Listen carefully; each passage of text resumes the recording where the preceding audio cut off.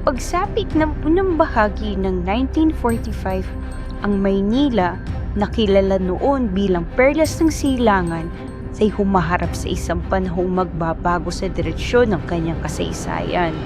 Sa loob ng 300 taon, hinubog ito ng pamahalang Kastila, sinundan ng impluwensyang Amerikano at pinalakas ng kultura at pagkakalinlang Pilipino. Ito ang lungsod ng mga lumang simbahan, malalaking dome, arkong bato at makalumang kalye, isang kabiserang minsang itinuring na Barcelona o Europa sa silangan dahil sa arkitektura at kaayusan nito. Ngunit sa loob lamang ng isang buwang labanan para sa Maynila noong 1945, maraming bahagi ng lungsod ang nalusaw sa pagkasira. Ito ang kwento ng mga gusaring naglaho, mga simbahan, pamirihan, pamantasan, palasyo, teatro, museo at tahanan ng dating bumubuo sa katauhan ng Maynila. Ang kanilang pagguho ay nagtiwan ng malaking puwang hindi lamang sa tanawin kundi pati sa alaala at pagkakalinlang ng mga mamamayan.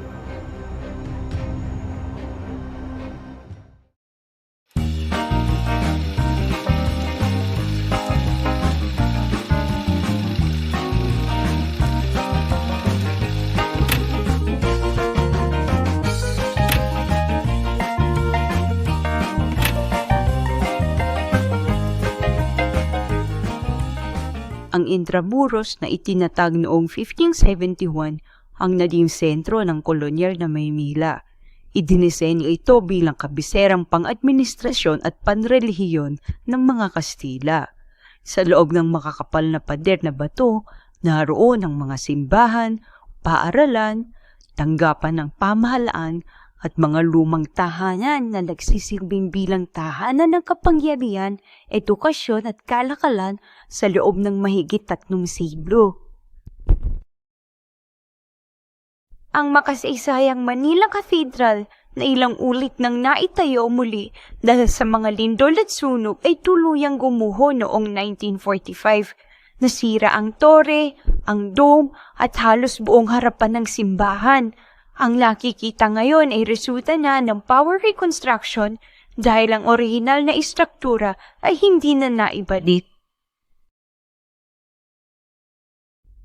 Ang San Agustin Church ang nag-iisang malaking simbahan sa Intramuros na nakaligtas noong 1945.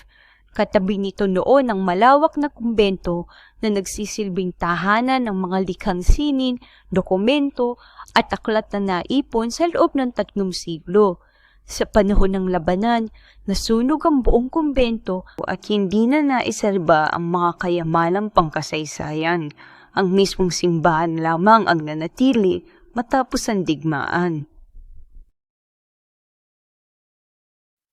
Ang Santo Domingo Church ang isa sa pinakamagandang simbahan bago ang digmaan. Ang orihinal na istruktura ay itinayo ng mga Dominikano sa loob ng Intramuros noong 1587 at sa paglipas ng mga siglo ay ilang beses na rin itinayong muli matapos masira ng lindol at apoy. Noong unang bahagi ng 20th century, ang ika-6 na bensyon ng simbahan nangyari sa konkreto at may arkitekturang neo-Gothic at Art Deco ay itinuri na isa sa mga obra maestra ng panahong yun. Nasa loob nito ang mga likhang sining ni Fernando Amorsolo at Guillermo Tolentino. Gayon din ang damba ng kinalalagyan ng mahalagang imahe ng Nuestra Señora del Rosario, La Naval de Manila. Ngunit noong 1945, sa gitna ng labanan para sa Maynila, winasak ito ng mga bomba at artillery. Halos wala nang natira sa dating marangal na istruktura. Pagkatapos ng digmaan, napagsyang huwag niya itong itayo muli sa Intramuros. Sa halip, inilipat ito sa Quezon City kung saan itinayo ang bagong Santo Domingo Church noong 1950s na ngayon kilala na bilang National Cultural Treasure. Ang simbahan at kumpento ng San Francisco ay itinayo noong unang bahagi ng 1600s. Ang simbahang ito sa Intramuros ay kabilang sa mga pinakamatandang gusaling panrelihiyon sa Maynila. Kilala ito sa magarang disenyo, mga artipisyal na hardin, at mayamang koleksyon ng mga likhang sining at dokumento ng mga Franciscans. Ngunit noong 1945 sa kasagsagan ng labanan para sa Maynila, tuluyan itong nawasak ng bomba at artillery. Hindi man lang nakaligtas ang alinmang pader. Ang dating banal na dambana ay naglaho sa gitna ng abo at goho, tanda ng lawak ng pinsalang dulot ng digmaan sa Intramuros. Ang Iglesia de San Nicolas de Tolentino ay itinayo ng mga paring Recoletos noong 1606. Ang simbahan at kumbento na ito ay isa sa mga obra maestra ng Baroque architecture sa Intramuros. Kilala ito sa magarang altar, masalamuot na ukit at mga bulwagang madalas pagdausan ng mga prosesyon at pagtitipon ng mga deboto. Ngunit ang lahat na ito ay nagwakas sa labanan para sa Maynila noong 1945. Sa mga bomba at apoy, ang lungsod ay tuluyang nawasak. Ang naiwan na lang ay ang tambakan ng bato at bakal na nagpapakita ng malaking nawala sa kagandahan ng lumang simbahan. Ngunit ang lahat na ito ay nagwakas sa labanan para sa Maynila noong 1945. Sa mga bomba at apoy, ang lungsod ay tuluyang nawasak. Ang naiwan na lang ay ang tambakan ng bato at bakal na nagpapakita ng malaking nawala sa kagandahan ng lumang simbahan. Noong panahon ng mga Kastila, ang Ayuntamiento de Manila ay ang City Hall ng lungsod at tahanan ng Gobernador General bago pa man itayo ang Malacanang. Dito pinangangasiwaan ang pamahalaan at isinasagawa ang mahalagang pulong at kasunduan ng kolonyal na pamahalaan. Ngunit noong 1945 sa gitna ng labanan para sa Maynila, matindi itong napinsala ng mga bomba at putukan. Nasunog ang mga silid at bumagsak ang karamihan sa mga pader. Pagkatapos ng tigmaan, muling itinayo ang gusali, ngunit sa mas moderno at simpleng anyo kumpara sa dati nitong disenyo.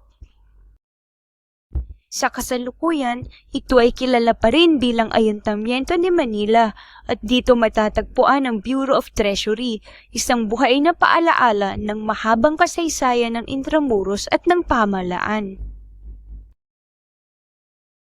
Ang Intendensiya o Aduana, ito ang dating tanggapan ng Tesorero ng Pilipinas at iba pang ahensya ng pamahalaang kolonyal. Itinayo noong 1823, malapit sa Puerta Isabel sa Intramuros at ginamit bilang customs house o aduana kung saan ipinapasok at binubuwisan ang mga kalakal mula sa ibang bansa. Tinamaan ito ng bomba at nasunog ang buong bubong.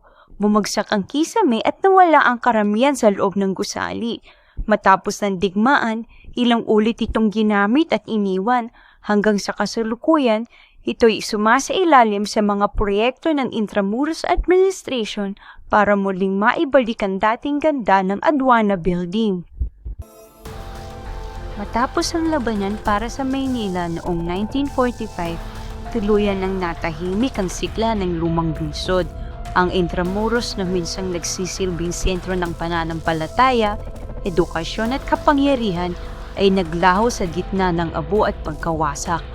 Halos walang natirang gusali at kasama nitong naglaho ang 300 kasaysayan ng mga Pilipino.